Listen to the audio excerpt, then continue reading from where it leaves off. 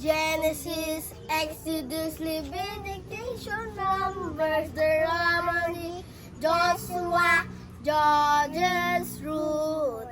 1st and 2nd Samuel, 1st and 2nd Kings, 1st and 2nd Chronicles, Ezra, Nehemiah, Esther, Job, Psalms, Proverbs, and Ecclesiastes,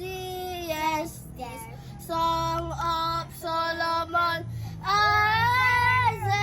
Jeremiah, Lamentation, Ezekiel, Daniel, Hosea,